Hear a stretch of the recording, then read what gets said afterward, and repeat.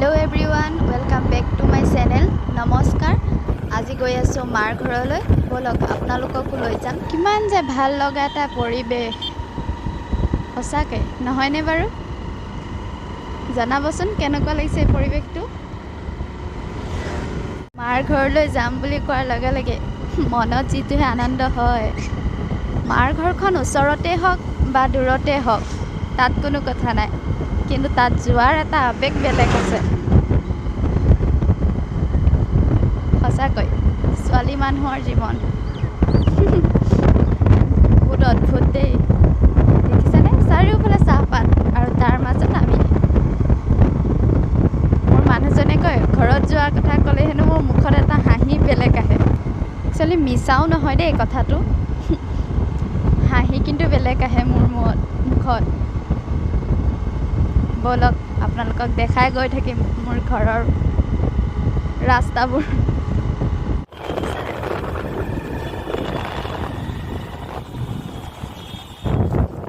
এয়া দলং পাই গ'লোঁ সেই কপিলি দলং এখন কাষত বনাই আছে আৰু ভালকৈ বনাই আছে ফাইনেলি কামপুৰ পাই গ'লোঁ সি অভাৰ ব্ৰিজ বনাই আছে এয়া বলক পামগৈ এতিয়া আৰু ঘৰ ফাইনেলি পাই গ'লোহি মা ঘৰ আহি চাহ তাহ খাই একেবাৰে মানে আজৰি হৈ ভিডিঅ'টো দিছোঁ এজনী মোৰ আহা ভাগিন হাই আৰু এজনী মোৰ সৰু ভাগিন মামা ঘৰত আহিছে ন তাই মামীয়েকলৈ ফুলি এযোৰ আনিছে আৰু মোলৈও আনিছে তাই মামীয়েকক দিবলৈ আনিছে নিজে পিন্ধি লৈছে এতিয়া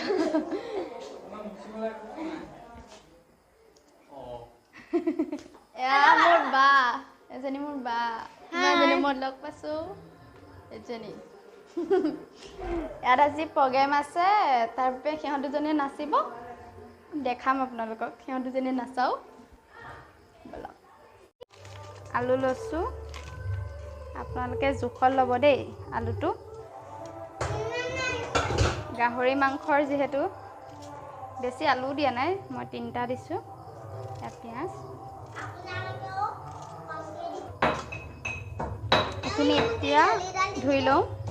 গাহৰি মাংস লৈ আহিছে আৰু মই বনাব লাগে এতিয়া ধুই লওঁ মই বনাবলৈ আয়োজন কৰি আছোঁ আৰু সেইকাৰণে ভাবিলোঁ যে আপোনালোককো দেখাওঁ মই কেনেকৈনো বনাওঁ ৰেচিপিটো সেইকাৰণে আপোনালোকক দেখাওঁ কেৰাহী এটা মই দি দিলোঁ গৰম হৈ গ'ল এতিয়া মই দিছোঁ ইয়াত তেল বেছি নিদিওঁ গাহৰি মাংস যিহেতু গৰম হৈ গ'ল তেজপাত ঠাণ্ডা হৈ গ'ল পিঁয়াজ পিঘলি আহি গাত পৰিছে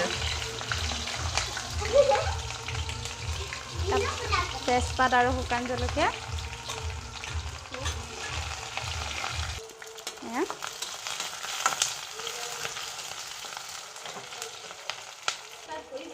নিমখ অকণমান দি দিছোঁ যাতে পিঁয়াজটো নজ্বলে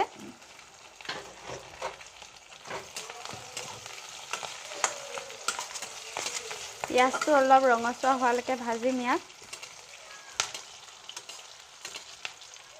পিছফালৰ পৰা অলপ হুলস্থুল হৈ আছে দেই ইগন'ৰ কৰিব মানুহ বহুত আছে যে সেইকাৰণে আদা নহৰু পেষ্টখিনি আজি খুন্দনাত পিছাই এইখিনি মিলাই আমি অলপ সময় ভাজিম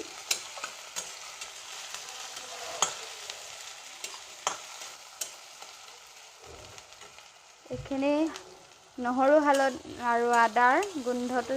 নাইকিয়া হোৱালৈকে ভাজিম এয়া হৈ গ'ল এতিয়া এই মাংসখিনি মেৰিনেট কৰি থোৱা মাংসখিনি দি দিছোঁ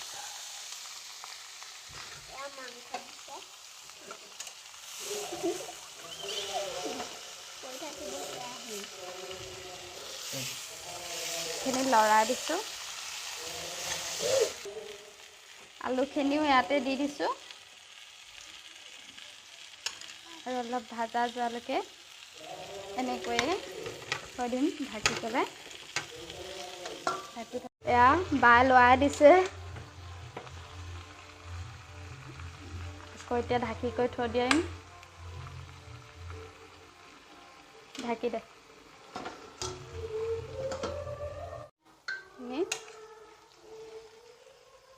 পানী দিব হৈছে আৰু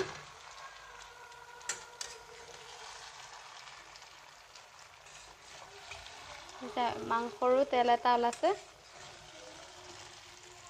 আৰু অকণমান টাইম ভাজি আলু সিজিলে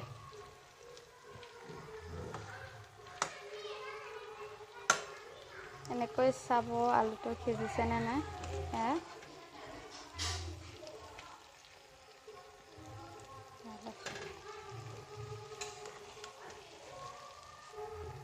ইয়াত পানী দিয়াটো আপোনালোকক নেদেখালোঁ দেই, মা ঘৰত কৰিবলৈ হ'ল।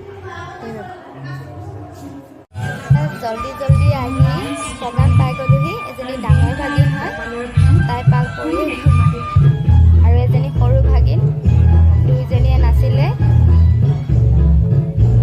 ৰাতিপুৱা আহাৰ আমাৰ। এয়া সকলোৱে খালোঁ আৰু এতিয়া আমি ঘৰত যাম, সেইকাৰণে চবেই খাই লৈছোঁ। এয়া আহিলোঁ ঘৰৰ পৰা, মনটো অলপ বেয়া লাগিছে। যেতিয়া ঘৰত যাওঁ তেতিয়া মনটো ভাল লাগে আৰু যেতিয়া ঘৰৰ পৰা আহোঁ মনটো বেয়া লাগে। যি নহওক আহিবতো লাগিবই। অলপ ঠাণ্ডা লগাৰ দৰে লাগিলে, সেইকাৰণে কাপোৰখন লৈ ল'লোঁ। আৰু ভিডিঅ'টো এইখিনিতে সামৰি দিছোঁ। কেনেকুৱা পালে জনাব আৰু প্ৰথমবাৰ যদি চাই আছে তেন্তে প্লিজ ছাবস্ক্ৰাইব কৰি দিব আৰু যদি ফেচবুকত চাই আছে তেন্তে পেজখন ফ'ল' কৰি দিব।